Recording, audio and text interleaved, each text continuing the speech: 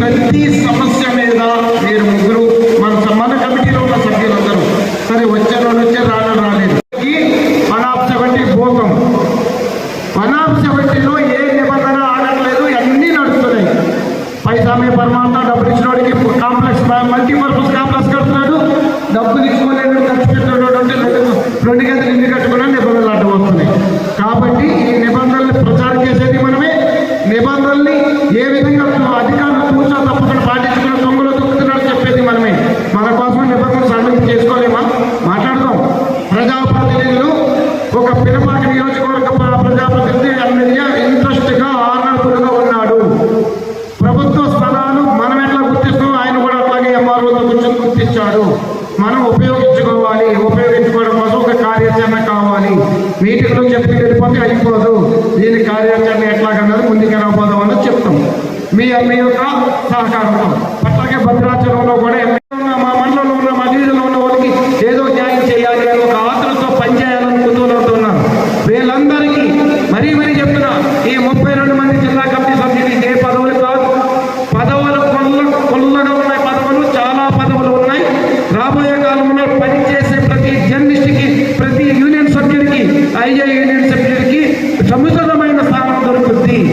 ఎందుకంటానంటే vacancy ఎవరు పనిచేస్తారు, ఎవరు మీటింగ్లకు వస్తారు, ఎవరు సమస్యల్లో పాల్గొంటారు, ఎవరు యాక్టివ్గా పనిచేస్తారో చూసి వాళ్ళందరికీ న్యాయం చేయడం కోసం 100% సబ్ కమిటీలు అన్నది ఏర్పాటు చేసుకుంటాం. సబ్ కమిటీలు అన్నది ఏర్పాటు చేసుకుంటాం. ఒక హెల్త్ కోసం సెక్రటరీ గారు రెడ్డి గారి పరిగెట్టాం. హెల్త్ ఇష్యూ సాధించడం కోసం ఒక సబ్ కమిటీ ఉంటుంది. ఎడ్యుకేషన్ సంస్థలు సాధించడం సబ్ కమిటీ ఉంటుంది. ఇళ్ల స్థలాల కోసం ఒక సబ్ కమిటీ ఉంటుంది. అదేవిధంగా ఎక్కడేషన్ కోసం ఎక్కడేషన్ కమిటీ పూర్తి స్థాయి వాళ్ళ కమిటీ వాళ్ళు పనిచేస్తారు.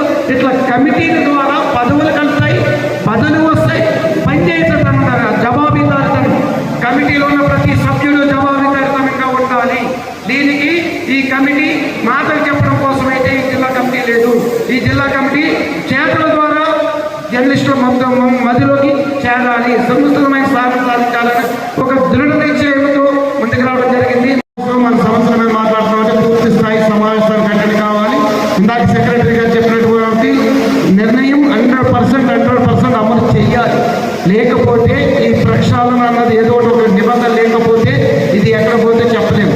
ఇక నుంచి 3 సమావేశాలు కట్టిన కానీ సభ్యులు ఎటువంటి పర్మిషన్ ఇంతకు ఉంటుంది. ఇప్పుడు ఇందాక చెప్పాను, ఒకరికి హాస్పిటల్ రీచ్ ఉంది, ఒకరు ఊళ్ళో లేకపోయారు. అట్లాంటి ఎవరైనా ఎక్స్ప్లెయిన్ చేస్తాం.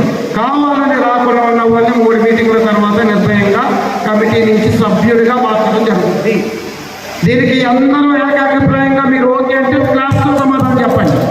ఇది నా ఒక్కడ అభిప్రాయం కాదు. అందరూ దీనికి ఇష్టమైతే, అందరూ ఇష్టమైతేనే వెళ్ళండు వెంకటేశ్వర గారు అందరూ ఏకాభిప్రాయం. ఎందుకంటే అందరూ సమష్టిగా మనం ముందుకు వెళ్దాం. కంపల్సరీ అందరూ ఇక్కడ వేదిక మీద ఉన్న సభ్యులు కూడా దీనికి అంగీకారమేనా?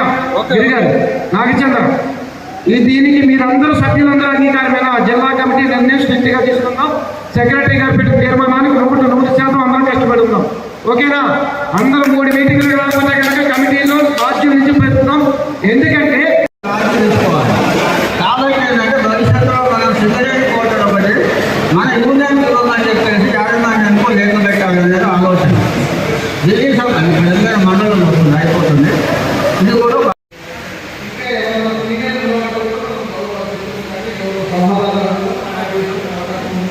మేము అది కూడా చేసే ప్రయత్నం చేస్తాం. ఇంకా మీకు అది ఇంకా కూడా తీసుకురావాలి.